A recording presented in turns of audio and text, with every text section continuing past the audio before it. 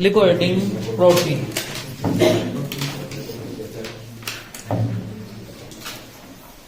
Start करें। हाँ, protein जो होता है, प्रोटीन का नाम जो दिया था एक वैज्ञानिक थे और उनका नाम था बर्जीलियस। प्रोटीन नाम किसने दिया था? बर्जीलियस। नेक्स्ट बात करते हैं कि जो प्रोटीन होता है वो एक ग्रीक भाषा का शब्द है और ग्रीक भाषा का शब्द होता है प्रोटियस, और प्रोटियस का अर्थ जो होता है वो होता है प्राथमिक या अति महत्वपूर्ण। प्राथमिक या अति महत्वपूर्ण।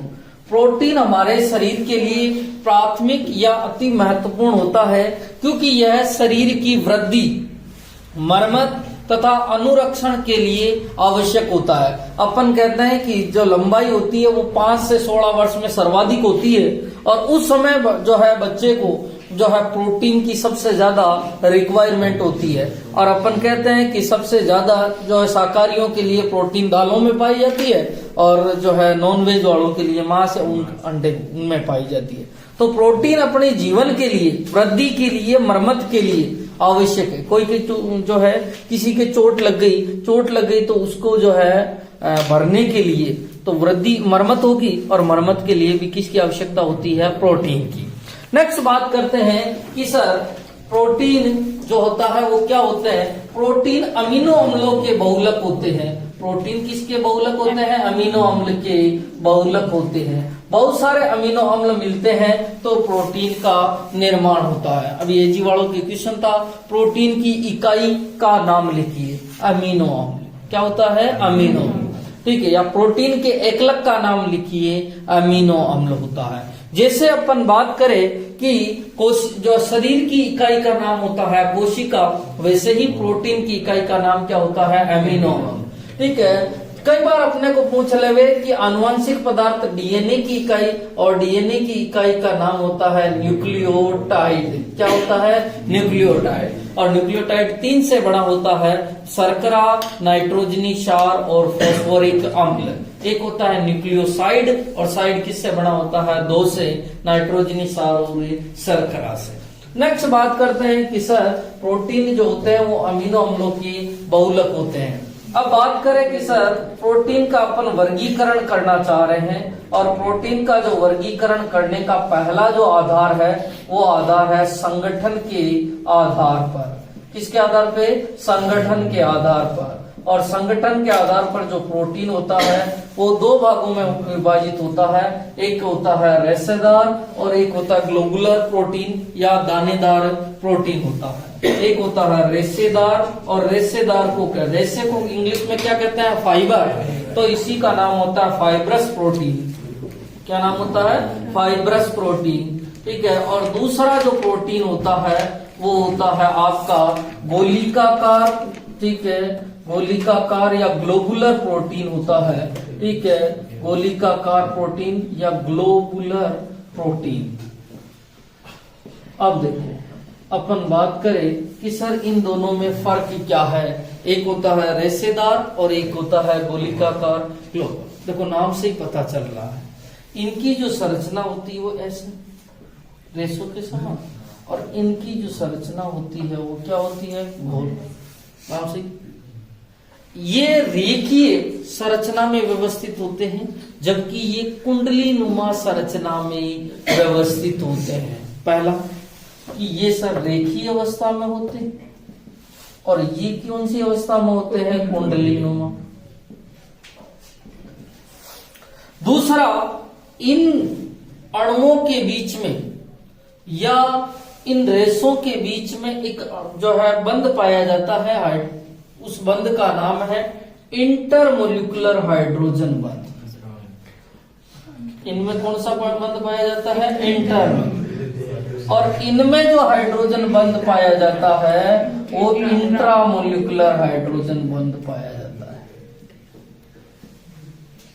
अलग अलग में इंटर है और एक में ही इंट्रा है, ठीक है। नेक्स्ट बात, तीसरा, ये जल में विलय होते हैं और ये जल में अविलय होते हैं। जल में क्या होते हैं? अविलय।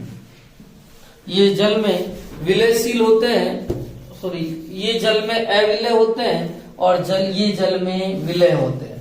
इनके जो एग्जाम्पल होते हैं वो अपने शरीर में पाए जाते हैं। आपने नाम सुना होगा हीमोग्लोबिन, इंसुलिन,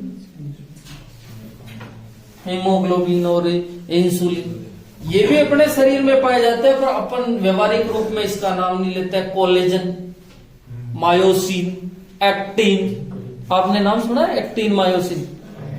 और बायोलॉजी वाले आपके की मत से अरे भाई कोलेजन का नाम सुना है? हाँ, एक मिनट। एक्टिन और मायोसिन प्रोटीन अपन पढ़ते हैं जब आपको स्केलेटन सिस्टम पढ़ाया था, मसल सिस्टम, उसमें पढ़ाया होगा शिल्डिंग फिलामेंट थ्योरी, सर्पी तंतु सिद्धांत, उसमें। तो इसमें प्रोटीन है एक्टिन, मायोसिन, ठीक है, किरेटिन। हाँ, किरेटिन का नाम तो सुना हुआ। किरेटिन प्रोटीन कहाँ पाई जाती? नाखून और बालों में। लिखो, हाँ लिखो।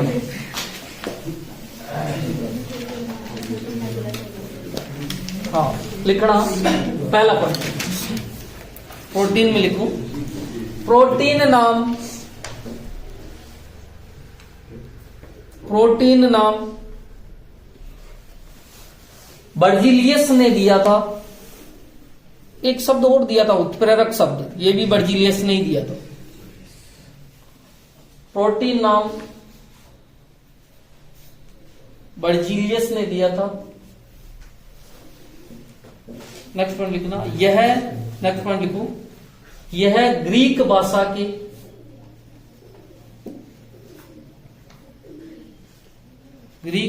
के शब्द प्रोटियस प्रोटियस से बना होता है। प्रोटियस से बना होता है, जिसका अर्थ प्राथमिक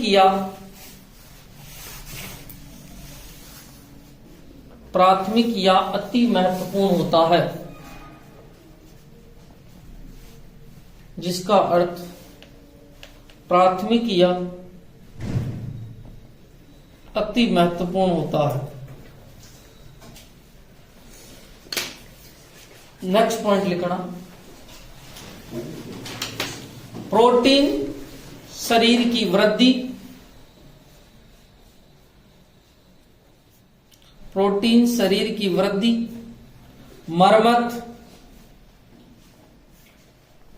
मरम्मत तथा अनुरक्षण के लिए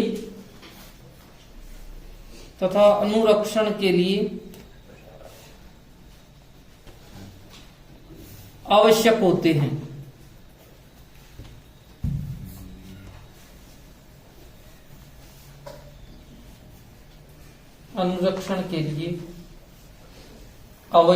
हैं। नेक्स्ट पॉइंट लिखो, प्रोटीन अमीनो अम्ल के बहुलक होते हैं।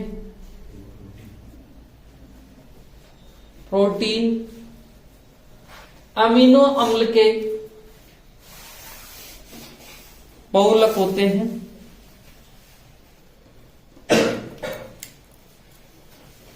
लिख दिया? नेक्स्ट, हाँ इसी में लिखना, अर्थात प्रोटीन की इकाई अमीनो अम्ल होती है। अर्थात प्रोटीन की इकाई अमीनो अम्ल होती है।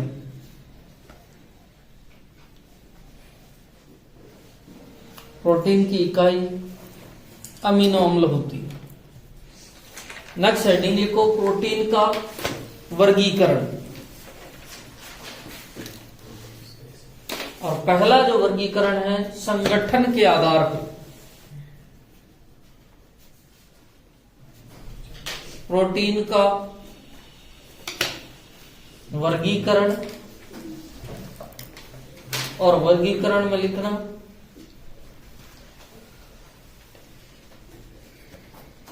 संगठन के आधार पे,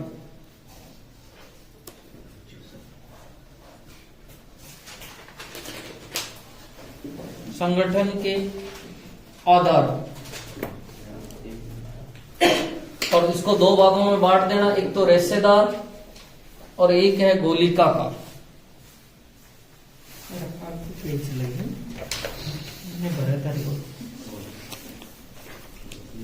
एक लो रेशेदार,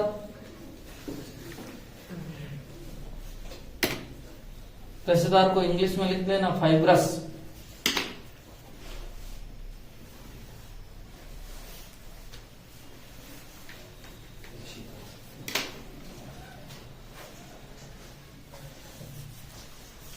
और उसको लिखना ग्लोबुलर।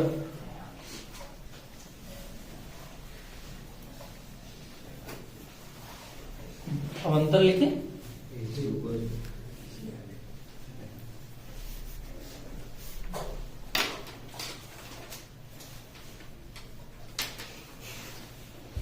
हाँ लिखना रेशेदार, इधर लिखना रेशेदार में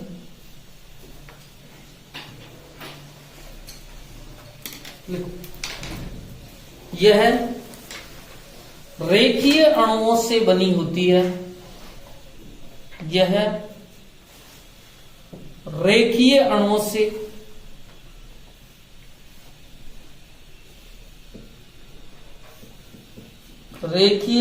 से बनी होती है, और इधर लिखना यह कुंडली नुमा,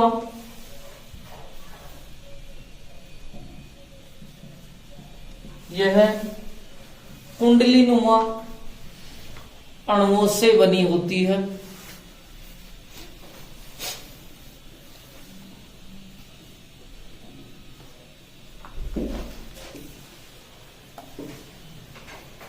लिख दिया। नेक्स्ट पॉइंट लिखना, इसमें पॉलीपेप्टाइड श्रृंखलाएं आपस में, पॉलीपेप्टाइड ये लिखा हुआ, पेप्टाइड, पॉलीपेप्टाइड श्रृंखलाएं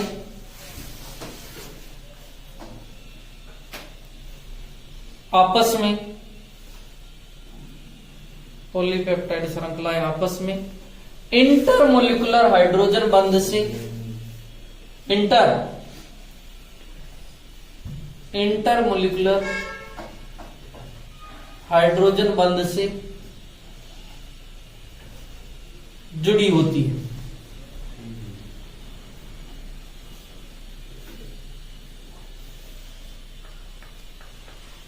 उधर लिखना, इसमें पॉलीपेप्टाइड श्रृंखलाएं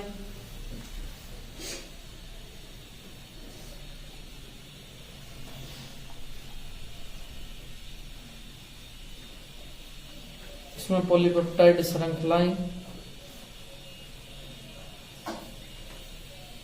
आपस में इंट्रामोलिकुलर हाइड्रोजन बंध से, इंट्रा मोलिकुलर हाइड्रोजन बंध से जुड़ी होती है। लिख दिया।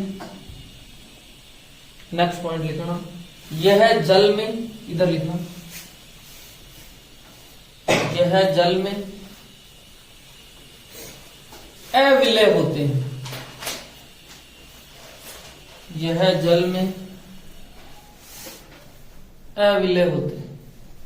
उधर लिखना, यह जल में विलय होते हैं।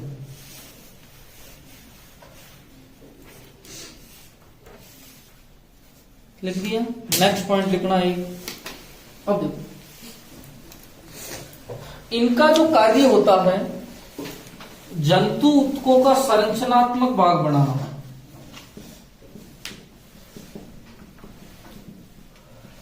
और ये जो होते हैं ये जीवन चक्र की देखभाल करते हैं।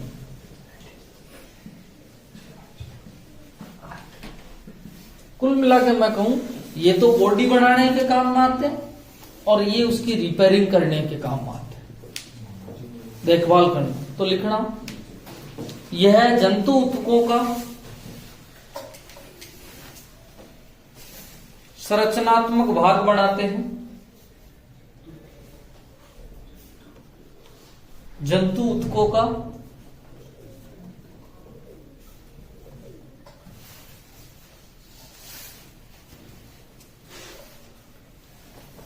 और इधर लिखना, यह जीवन चक्र को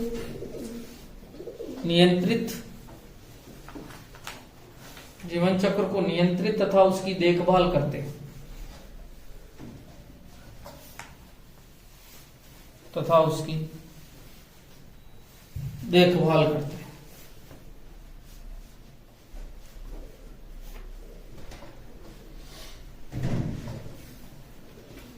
एग्जाम्पल लिखना,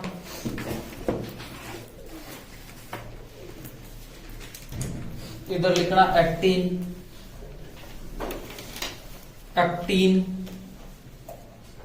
मायोसिन,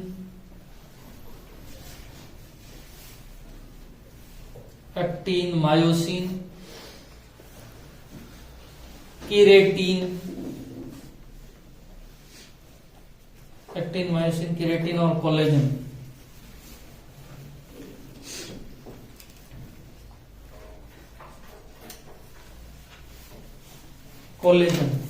उधर लिखना हीमोग्लोबिन, Hb का मतलब हीमोग्लोबिन होता है ना, Hb haemoglobin, insulin,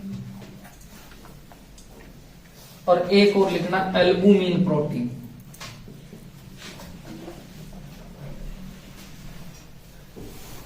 albumin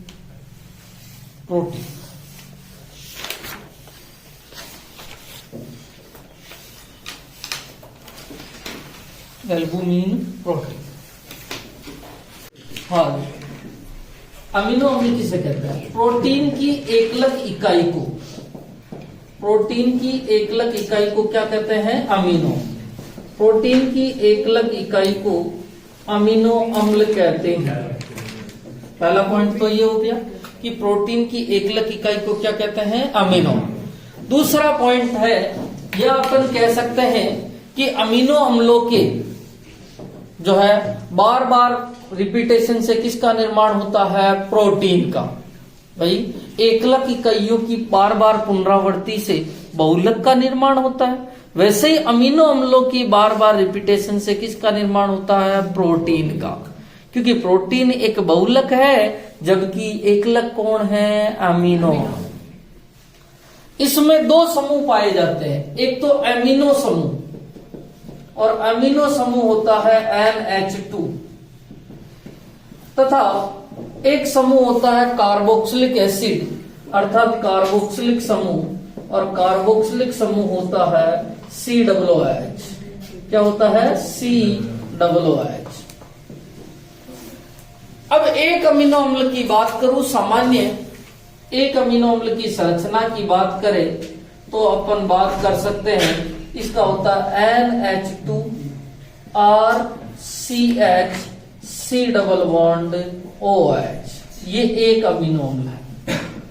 R का मान बदलता जाएगा और R का मान बदलता जाएगा तो अमीनो अम्ल का नाम बदलता जाएगा।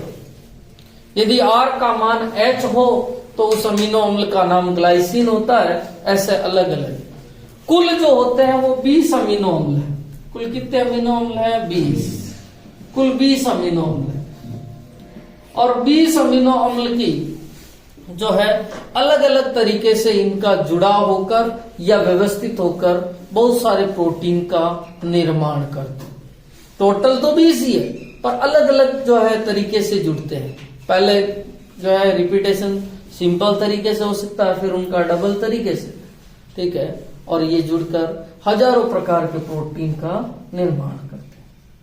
तो लिखना, प्रोटीन की इकाई, एकलक इकाई को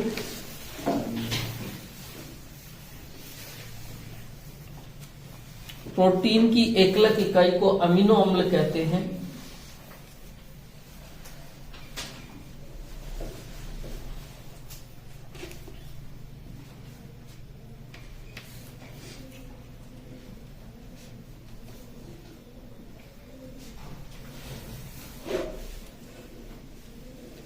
नेक्स्ट पॉइंट लिखना, अमीनो अम्ल में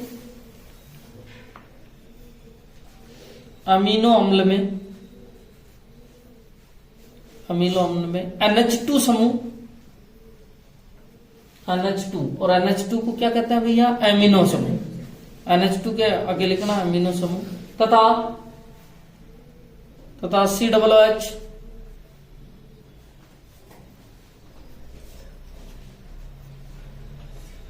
कार्बोक्सिलिक समूह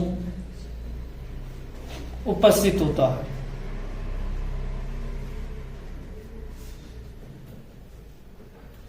कार्बोक्सिलिक समूह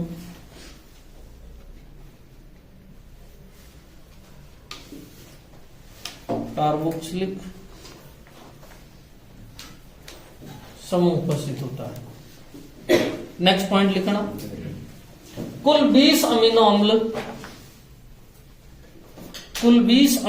है, कुल 20 अमीनो अम्ल है जो संयुक्त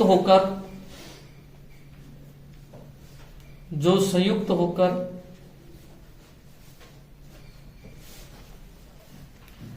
हजारों किस्म के प्रोटीन का निर्माण करते हैं।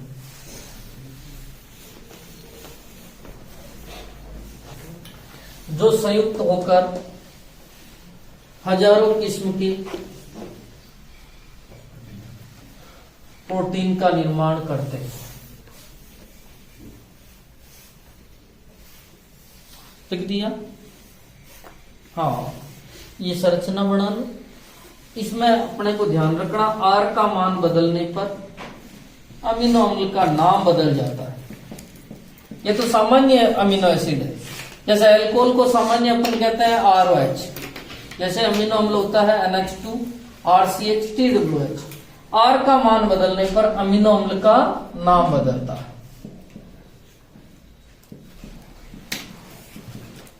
मतलब डिफरेंट जो होंगे वो आर ही होंगे। अपने जैसे अल्कोहल में आर का मान CH3 होते ही तो मैथिल अल्कोहल हो जाता है, एथिल अल्कोहल हो जाता है।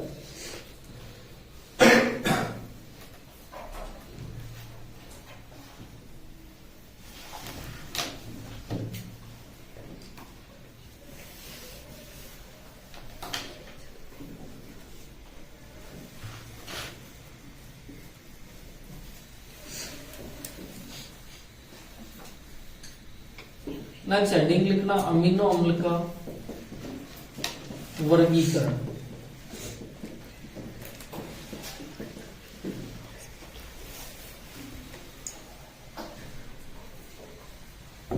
अमीनो अम्ल का वर्गीकरण, जो मेन वर्गीकरण है उसकी बात करते हैं।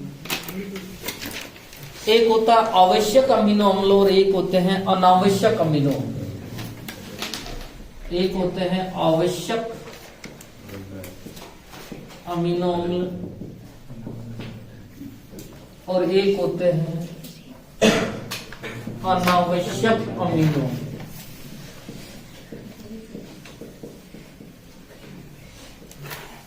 एक तो होते हैं आवश्यक और एक होते हैं अनावश्यक। सुनना, आवश्यक किसे कहते हैं, अनावश्यक किसे। कुल कितने अमीनो अम्ल है भैया? 20। 10 तो आवश्यक है और 10 अनावश्यक। आवश्यक अमीनो अम्ल किसे? ऐसे अमीनो अम्ल जिनका शरीर में संश्लेषण नहीं होता है, या ऐसे अमीनो अम्ल जिनका शरीर में निर्माण नहीं होता है, इन्हें भोजन द्वारा या आहार द्वारा बाहर से लेना पड़ता है, इसलिए इन्हें आवश्यक अमीनो अम्ल कहते हैं। इनको भोजन से लेना पड़ता है। ऐसे अमीनो अम्ल जिनका शरीर में निर्माण होता है या शरीर में संश्लेषण होता है, इसलिए इन्हें भोजन द्वारा बाहर से लेना नहीं पड़ता है। इनको भोजन द्वारा बाहर से लेना पड़ता है इसलिए आवश्यक है, और इनको भोजन द्वारा बाहर से लेना नहीं पड़ता इसलिए ये अनावश्यक है। अब यदि अपने को, क्योंकि कंपटीशन में आता है कि इनमें से कौन सा आवश्यक अमीनो अम्ल है या इनमें से कौन सा अनावश्यक अमीनो अम्ल है। देखो 20 के नाम याद नहीं रख के अपन 10 के याद रख लेवे तो भी अपना काम बन जाएगा, क्योंकि अपन उसमें से छाड़ सकते हैं कि कौन से आवश्यक है और कौन से अनावश्यक। आवश्यक आवश्यक वालों को याद रख लो, इनकी ट्रिक होती है टीवी, मील, पाथ। टी से जो नाम बनता है वो आता है ट्रिप्टोफेन, ठीक है। वी से आता है वेलिन,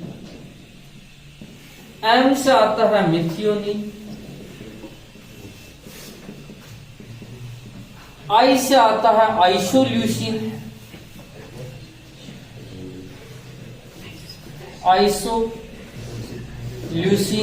एक मिनट। एल से होता है ल्यूसिन, देखो आइसोल्यूसिन से ल्यूसिन, और एल से आ जाता है वास्तव लाइसिन। पी से फेनिल एलेनिन, ए से आर्जिनिन, मैं इधर लिख रहा हूं ना, ए से आर्जिन हो गया। टी से थ्रियोनिन और एच से हिस्टीडीन। इनसे अपना काम हो जाता है, क्योंकि कंपटीशन में पूछा जाता है इनमें से कौन सा आवश्यक अमीनो अम्ल है, या पूछ ले रहे अनावश्यक है। अपने को एक आता है तो दूसरा खत्म, टेंशन नहीं खत्म। इसकी ट्रिक क्या भैया, टीवी मील पास। टी से ट्रिप्टोफेन, वी से वेलिन, एम से मिथियोनिन, आई से isoleucine, leucine, lysine, phenylalanine, arginine, threonine और हिस्टीडीन। थोड़े नाम जो है कठिन है पर याद रखने पड़ते हैं, तो लिखो जल्दी से आवश्यक और अनावश्यक।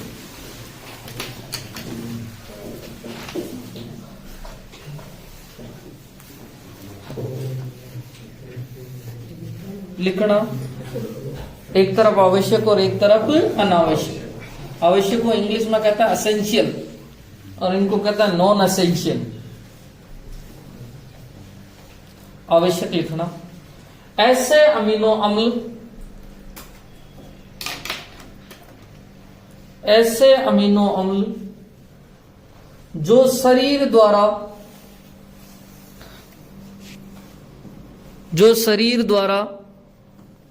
संश्लेषित नहीं होते हैं,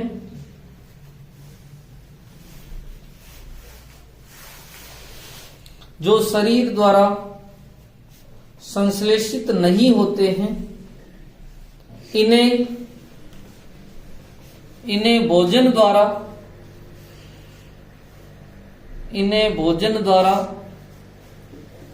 बाहर से लेने की,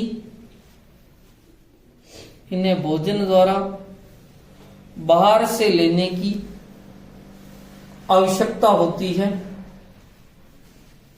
भोजन द्वारा बाहर से लेने की आवश्यकता होती है, इसलिए इन्हें आवश्यक अमीनो अम्ल कहते हैं।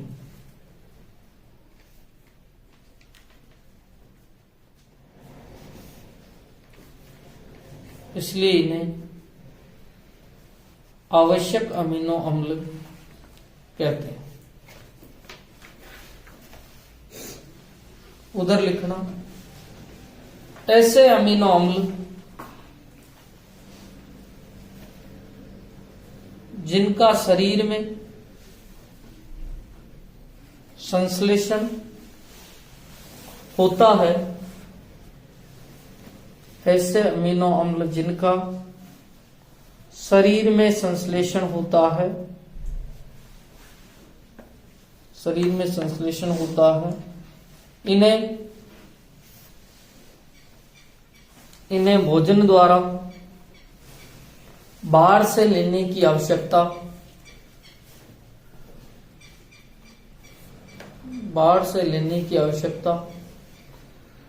नहीं होती है,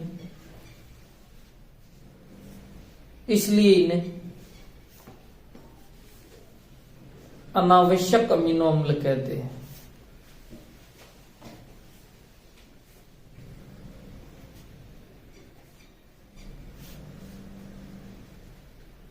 लिख दिया। उधर लिखना आवश्यक में। कुल 10 आवश्यक अमीनो अम्ल है।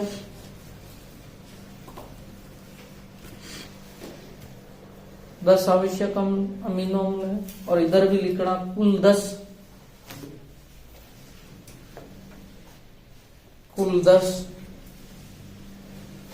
अनावश्यक अमीनो अम्ल।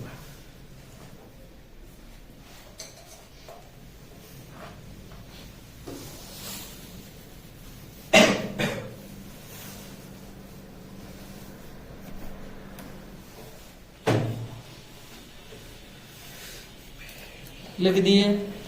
हाँ, जल्दी से उतारो इनको। हाँ, अमीनो अम्लों के भौतिक गुण। ठीक है, अब देखो, एक अमीनो अम्ल जो होते हैं उनका सामान्य सूत्र होता है NH2RCH डबल बॉन्ड OH। अर्थात अमीनो अम्ल में एक क्षारीय समूह होता है और एक अम्लीय समूह होता है। क्षारीय समूह जो होता है वो NH2 समूह होता है और अम्लीय समूह जो होता है वो COOH समूह होता है। ठीक है, अमीनो अम्लों में क्या होता है कि एक हाइड्रोजन के स्थानांतरण से एक ज्विटर आयन का निर्माण होता है। बहुत ही अच्छा क्वेश्चन पूछा जाता है कि ज्विटर आयन का निर्माण होता है। अब अपन देखेंगे कि सर ये ज्विटर आयन बनता कैसे है। हाइड्रोजन का स्थानांतरण होता है, यहां पर COOH होता है, वहां से H+ निकलता है। क्या निकलता भैया? H+। पहले यहां से मैं H+ निकालता हूं और H+ निकालता हूं तो RCH C double bond O H+ निकल गया। और ये जो H+ निकला है ये NH2 जो होता है वो ग्रहण करता है, क्योंकि NH2 के पास में एक लोन पेयर उपस्थित होता है और ये ग्रहण करके NH3+ बनाता है। ये ज्विटर आयन होता है, अर्थात H+ के स्थानांतरण से। अब इसमें स्थानांतरण उसी यौगिक का उसी में हुआ है। COOH जो होता है वो H+ त्यागता है और NH2H+ ग्रहण करता है। ये ज्विटर आयन होता है और ये उभयधर्मी प्रकृति दर्शाता है। उभयधर्मी प्रकृति का मतलब जो अम्ल तथा क्षार दोनों की तरह व्यवहार करते हैं। ठीक है, तो लिखना इसमें पॉइंट, अमीनो अम्ल रंगहीन तथा क्रिस्टलीय ठोस होते हैं। अमीनो अम्ल रंगहीन तथा क्रिस्टलीय ठोस होते हैं।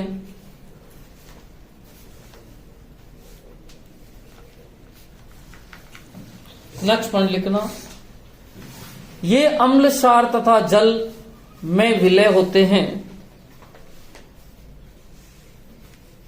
यह अम्ल क्षार तथा जल में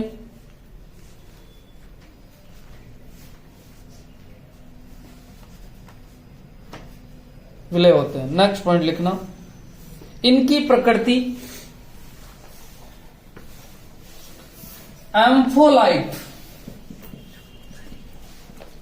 का मतलब होती है उभयधर्मी। इनकी प्रकृति एम्फोलाइट या ज्विटर प्रकृति होती है। एम्फोलाइट या ज्विटर प्रकृति होती है। एम्फोलाइट या ज्विटर प्रकृति होती है। ज्विटर का मतलब दो, ये ना लिखा हुआ है, ज्विटर प्रकृति होती है। नेक्स्ट पॉइंट लिखो, अमीनो अम्ल में NH2 समूह क्षारीय। अमीनो अम्ल में NH2 समूह क्षारीय, NH2 समूह क्षारीय तथा COOH समूह अम्लीय होता है। NH2 समूह क्षारीय तथा COOH समूह अम्लीय होता है। अतः ये दोनों समूह परस्पर क्रिया करके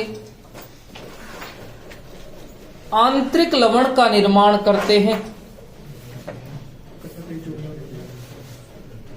परस्पर क्रिया करके आंतरिक लवण का निर्माण करते हैं,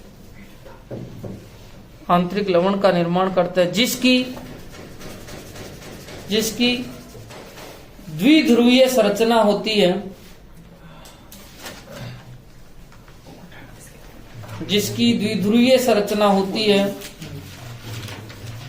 और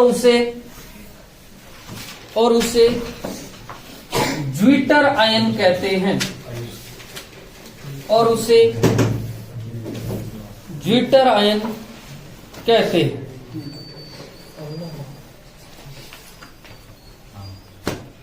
उसे ज्विटर आयन कहते हैं। अब देखना इधर अपन ने जो लिखा है वो समझना। NH2 समूह कौन सी प्रकृति का होगा भैया? क्षार। और COOH अम्लीय। ये दोनों आपस में क्रिया करते हैं और क्रिया करवाने वाला कौन है भैया? H+ ion. कौन H+ त्यागता है भैया? COOH। और COOH H+ त्यागता है तो ये वाली संरचना बनती है।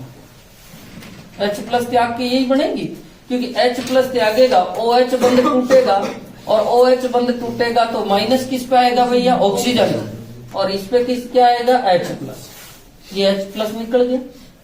ठीक है, इधर बैठा हुआ है NH2 समूह।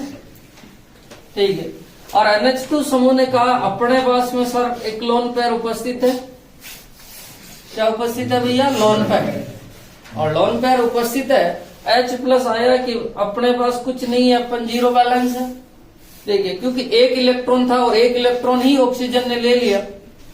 ये अपना लोन पेयर देके उपसंयोजक बंध बनाएगा, और जब मैं उपसंयोजक बंध को सहसंयोजक बंध में कन्वर्ट करता हूं तो दाता पे तो प्लस आएगा और ग्राही पे क्या आएगा?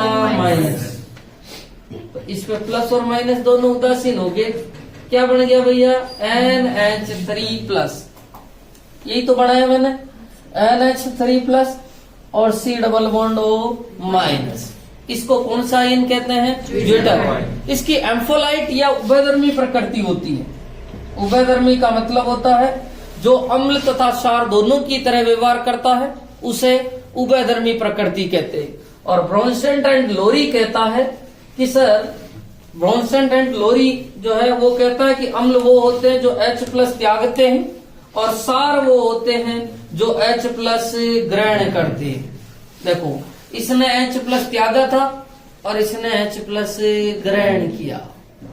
तो ब्रॉन्स्टेड एंड लोरी के अनुसार COOH एक अम्ल है, जबकि NH2 क्या है? क्षार। मैं RNAS की बात नहीं कर रहा हूं। RNAS तो जल में H+ और क्षार के लिए OH- देता था। मैं ब्रॉन्स्टेड एंड लोरी के अनुसार जो H+ त्यागता है वो अम्ल होता है, और जो H+ ग्रहण करता है वो क्षार है। और इसने दोनों किए, और इसीलिए इसकी जो प्रकृति होती है वो एम्फोलाइट या उभयधर्मी। और नाम से ही पता चल रहा है उभयधर्मी।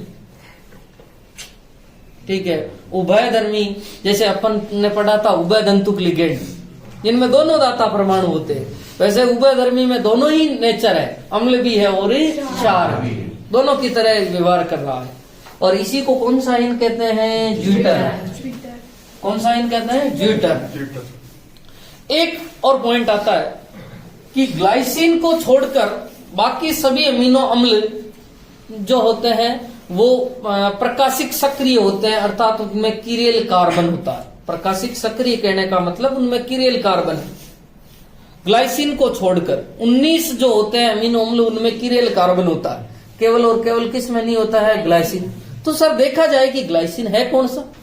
ग्लाइसिन होता है, जैसे अपन सामान्य सूत्र लिखे तो NH2 जो है, इसको ऐसे लिखना है तो NH2 RCH C+OH। ये तो अमीनो अम्ल का सामान्य सूत्र है।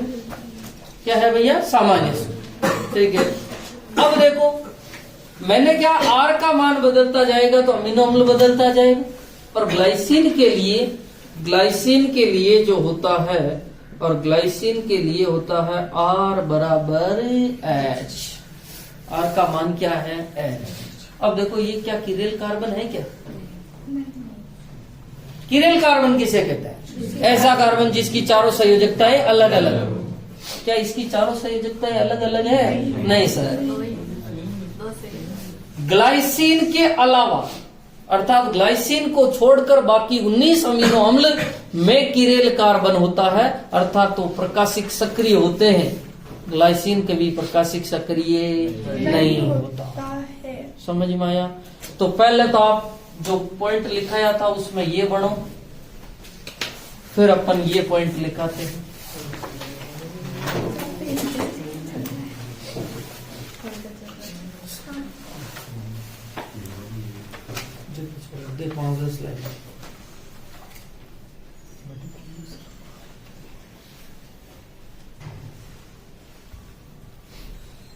और ड्यूटेराइन पूछा भी जाता है 1 नंबर में कि ड्यूटेराइन का निर्माण कैसे होता है। केवल ये बना,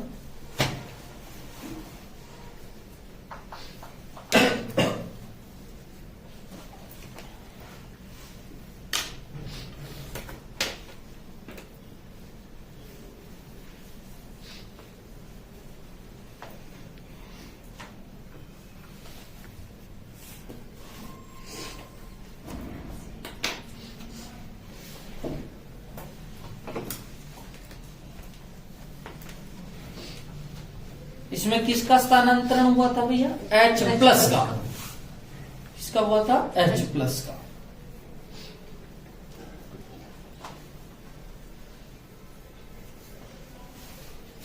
हाँ, इसी ड्यूटेराइन का एक और दूसरा नाम है द्विध्रुवक आयन। द्विध्रुवक किसे कहते हैं? जिसके 2 ध्रुव होते हैं, और देख सकते हो एक ध्रुव दूसरा ध्रुव, एक पॉजिटिव है और एक नेगेटिव।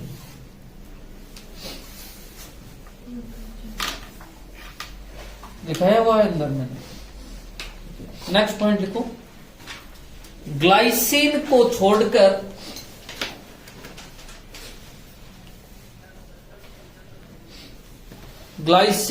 छोड़कर बाकी सभी अमीनो अम्ल में, ग्लाइसिन को छोड़कर बाकी सभी अमीनो अम्ल में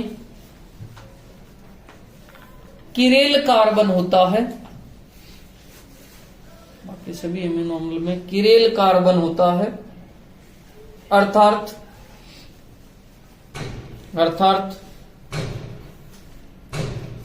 वह प्रकाशिक सक्रिय होते हैं।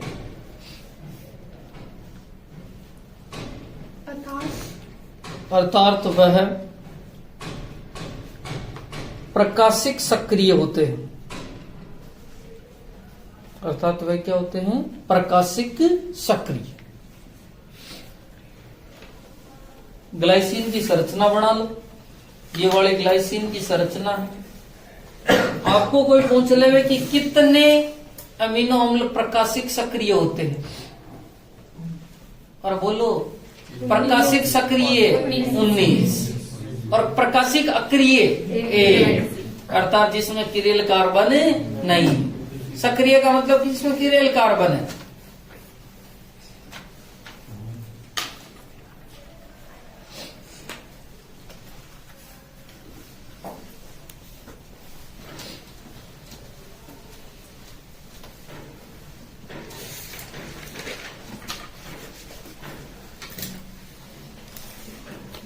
हाँ, अब एक परिभाषा लिखना, समविभव बिंदु। समविभव बिंदु, या इसको कहते हैं आइसो इलेक्ट्रिक पॉइंट, इसी में लिख लेना।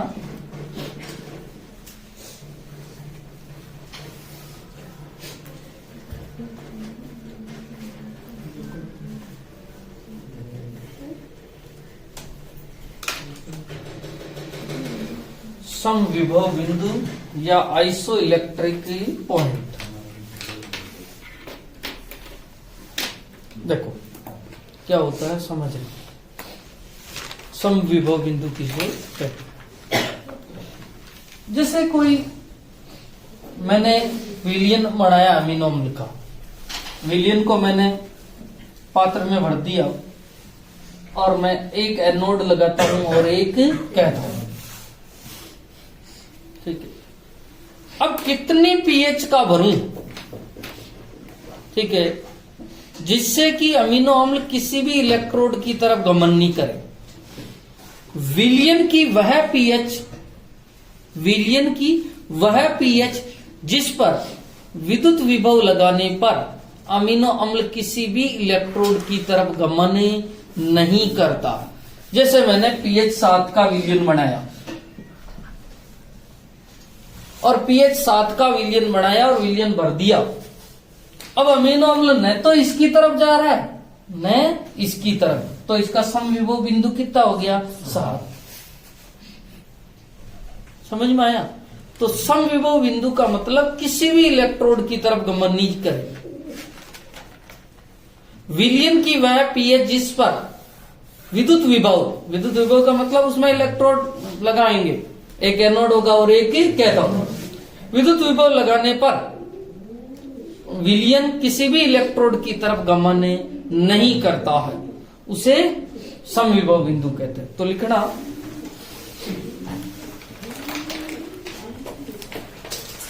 समविभव बिंदु में विलयन की वह पीएच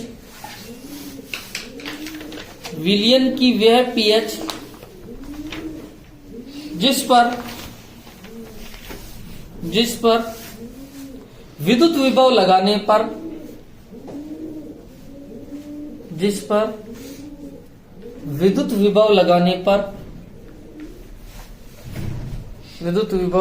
पर अमीनो अम्ल किसी भी इलेक्ट्रोड की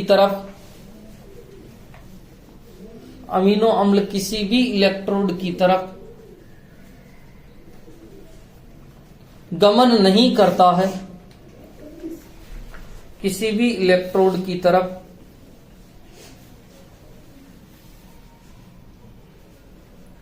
गमन नहीं करता है, उसे समविभव बिंदु कहते हैं। उसे समविभव बिंदु कहते हैं। समझ में आया? नाम विभव लिखा हुआ है पर बिंदु पीएच पे डिपेंड है। विलयन की वह पीएच मतलब मैं विलयन कितनी पीएच का बनाऊं जिससे अमीनो अम्ल न तो एनोड की तरफ जावे और न ही कैथोड की तरफ। उस बिंदु को कौन सा बिंदु कहता है? समविभव बिंदु। ठीक है। नेक्स्ट हेडिंग लिखना पेप्टाइड।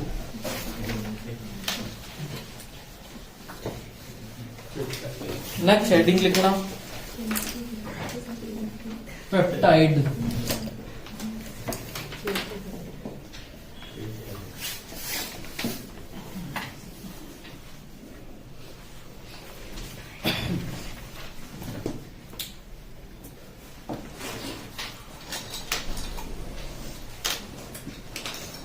अब बात करते हैं कि सर पेप्टाइड किसे कहते हैं। आपने नाम तो सुना ही होगा, पेप्टाइड बंध या एमाइड बंध। एमाइड क्या होता है? नाम तो सुना होगा। हाँ सुना है। अपन कहते हैं जैसे RCONH2, इसमें कौन सा क्रियात्मक समूह है भैया? एमाइड। कौन सा क्रियात्मक समूह है? एमाइड। और एमाइड बंध बनेगा तो उसी को एमाइड बंध कहेंगे। और एमाइड बंध का ही दूसरा नाम है पेप्टाइड बंध। क्या नाम है? पेप्टाइड। तो सुनो, दो या दो से अधिक अमीनो अम्ल जुड़कर जिस यौगिक का निर्माण करते हैं उसे पेप्टाइड कहते हैं। तथा पेप्टाइड में बनने वाला बंध पेप्टाइड बंध या एमाइड बंध होता है। या तो कम से कम कितने होने चाहिए? 2 अमीनो, 2 से ज्यादा भी हो सकते हैं। 2 या 2 से अधिक अमीनो अम्ल जुड़कर जिस यौगिक का निर्माण करते हैं उसे पेप्टाइड कहते हैं। देखो जैसे NH2, RCH, C double bond OH। दूसरा NH2 बनाऊं, NH2 RCH C double bond OH। अब देखो C डबल OH तो OH देगा और NH2 क्या देगा भैया, H। यहां से क्या निकल जाएगा, H2। नेक्स्ट संरचना बना रहा हूं, NH2 RCH और C डबल बॉन्ड NH। सही है क्या? वापस RCH C double bond OH। ये तो केवल मैंने 2 अमीनो अम्ल बनाए। ये जो C डबल बॉन्ड ONH है इसी का नाम है पेप्टाइड बंध या एमाइड बंध। या तो पेप्टाइड कह दो या एमाइड कह दो, क्योंकि एमाइड में CONH2 ही होता है। ठीक है, C डबल बॉन्ड ONH, एक वैलेंसी उधर जा रही खाली, इसीलिए इसे पेप्टाइड बंध या एमाइड बंध। अब बहुत सारे पेप्टाइड होंगे तो उसको नाम अलग अलग हो जाएगा, ओलिगोपेप्टाइड, पॉलीपेप्टाइड और प्रोटीन। 3 आगे परिभाषा देखेंगे अपन। तो पहले इनको बना, समझ में आ गया भाई। अम्ल में से तो क्या निकल रहा है, OH। क्षार में से H, अर्थात C डबल OH तो OH देता है और NH2 क्या देता है, H। H2 निकलता है और C डबल बॉन्ड ONH बनता है। और इसी को कौन सा बंध कहते हैं, पेप्टाइड या एमाइड। तो लिखो 2 या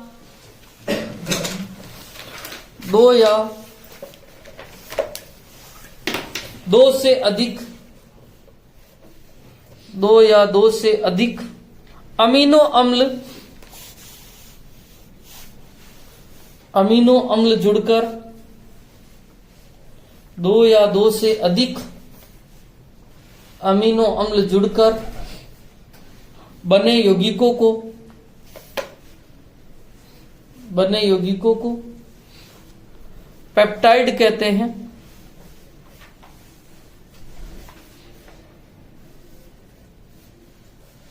नेक्स्ट पॉइंट लिखो, पेप्टाइड में पेप्टाइड बंध, पेप्टाइड बंध या एमाइड बंध होता है।